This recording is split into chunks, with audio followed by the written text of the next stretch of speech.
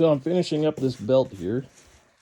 I just thought I'd just give you a few tips on how I finish my edges to get them super shiny like the billet in there. So this edge isn't quite finished yet. It has kind of a rough texture. This edge here is almost smooth as glass. And then this chafe over here, smooth. Right next to it, not so much smooth. Anyway, here's my process. I start out with, I want to be careful because I don't want to drop this 40 grit onto this belt. It'll leave a pretty healthy scratch. This is a chunk of acrylic with 220 grit on one side, 40 grit on the other. Let's see, we've got this piece of scrap leather here. And we'll sand it. Okay, use the other way around. Move the sandpaper, hold this still. Keep that level for the most part. What we're doing is bring those edges even. And the 40 grit makes quick work of that. Something this small belt sander would work good too.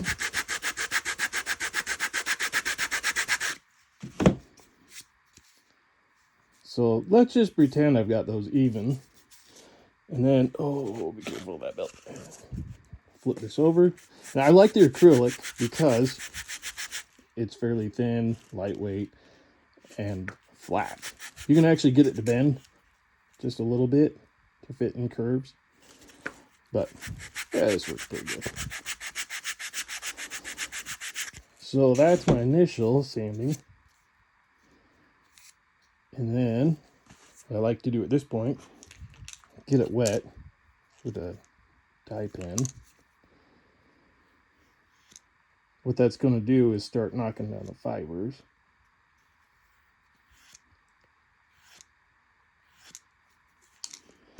It's got some moisture in it. Come back with your 220.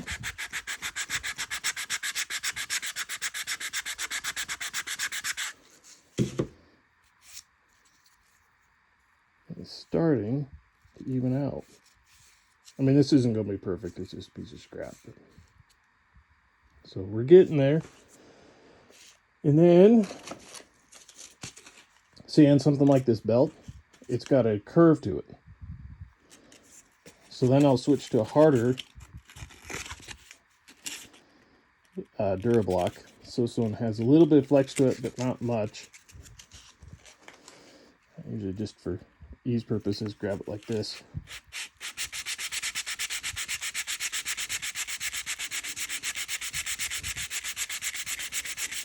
At this point, I'll bevel my edges too. Oh, let's just do it.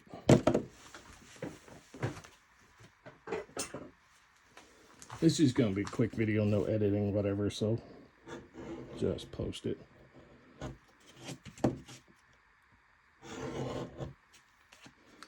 And this, you kind of need a bigger bevel for it, but whatever, this works. Then we'll go back to the Durablock.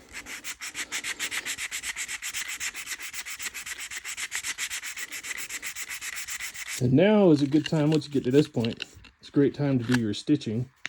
Because when you do your stitching, it's going to push the leather out just a little bit. And so this stage, it'll leave little itty bitty waves on the top of your leather. But this stage will sand those down. So it's getting there.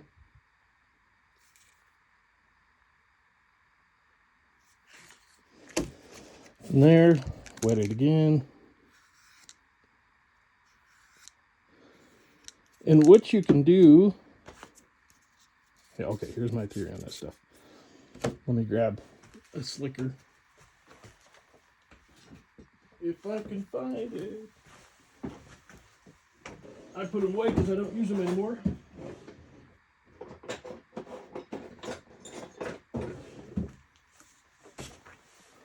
Okay, so we'll grab a slicker.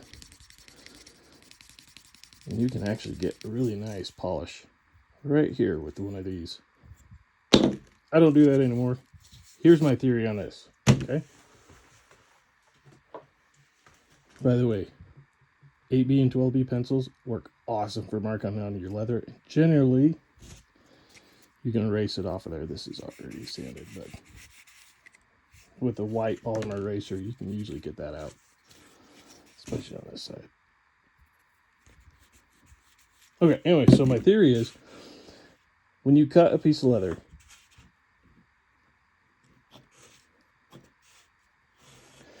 you have little fiber bundles all in here. Then when you start sanding it, these fiber bundles start kind of coming out off the edges. You see them as little fuzzies, like all this stuff on the table now that we've created. You start sanding those off. When you grab a slicker, all you're doing is pushing those fibers down.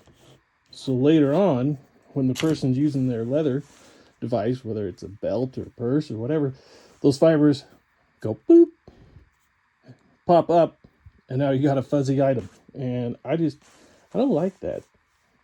So, I mean, these things are fine, especially if you use something like Tokonole to really lock in your edges of your leather. That works good. But I think for really long-term slick edges, you really want to use just sandpaper, water, and canvas. All right, so we've got this to this point here. Oh, yeah, I slicked it. Okay, let's rough that back up. So I'm standing up those fibers, and in essence, we're cutting the fibers with the sandpaper. So I just scrape the edges this way to cut your fibers from where your bevel is. By cutting the fibers, they can't pop back up. You're basically taking all this stuff here, mashing it down, but also, like I said, cutting those fibers. And like I said, I think you'll get a much better edge over the long run.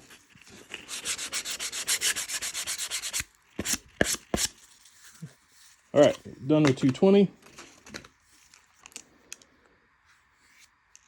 I'm gonna slick it again. Excuse me, dampen it. Now on to 800 grit. Boy, sorry, it's late. At this point, what I'll usually do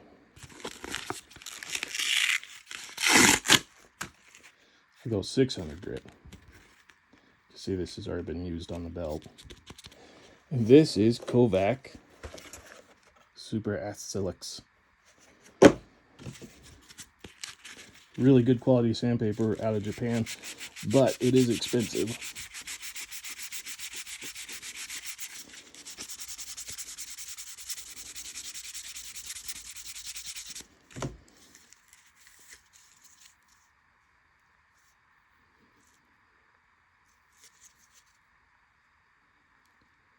And we're getting there.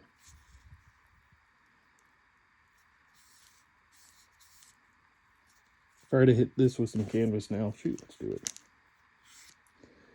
Get it wet. Hit it with canvas. You'll see it'll shine right up.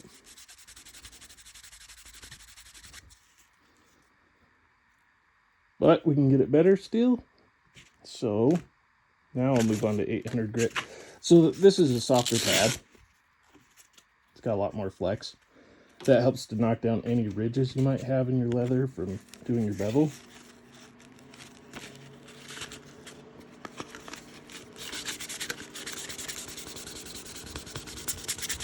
After this, you can use canvas and water again and just leave it as is. That'll make a really nice edge.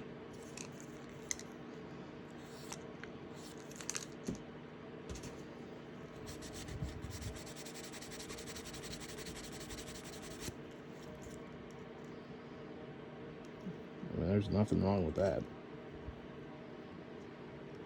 We can do better though. So move on to 800 grit. So with the finer sandpapers, what I'll do, get a little tiny bit of saddle soap on my fingers when the paper's new. Rub it into your paper.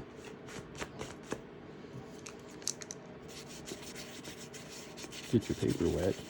What that does is keep your paper from clogging up nearly as fast and get a little more life out of your sandpaper because Sandpaper can get expensive fast. Sorry, heater kicked on in the background. Said I just wanted to do a quick video. I'm not going to edit. Heater can stay on.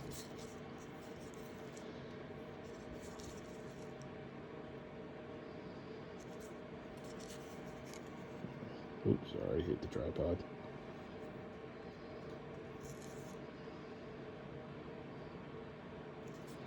So we're getting a pretty good edge.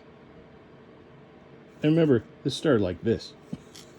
It didn't even take that long. Alright, get it wet again. Canvas. This was an IKEA bag.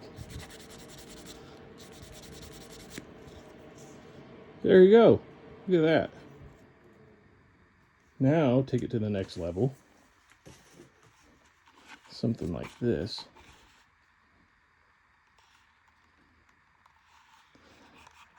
This is, I put the finish on this yesterday. A little more canvas will actually make that shine really well.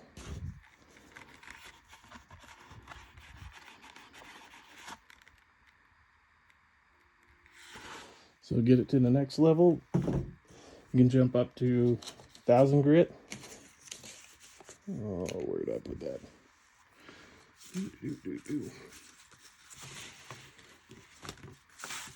Oh, 1200 grit. You're close enough.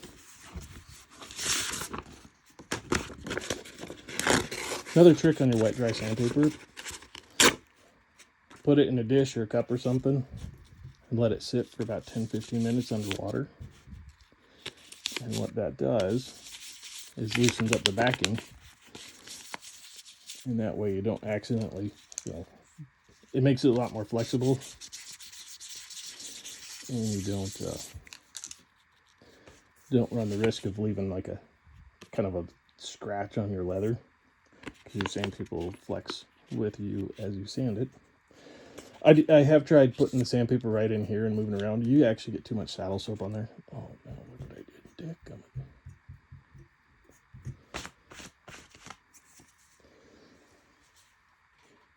Let's see. Actually, I'll spritz this one down.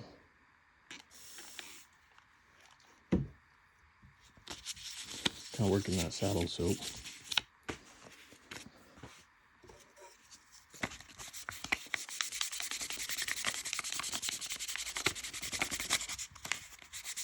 So right there is sandpaper bunched up. If you soak your sandpaper, it won't do that.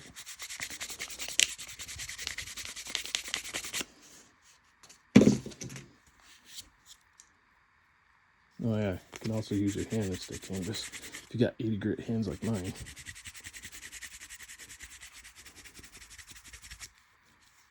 Look at that.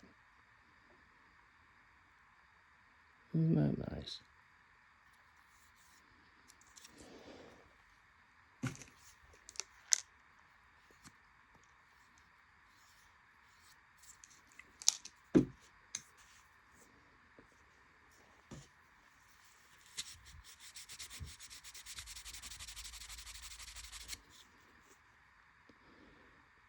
There you go.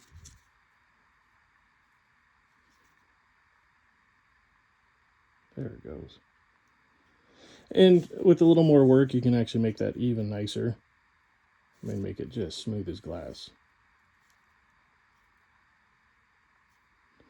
So yeah, that's how I do it.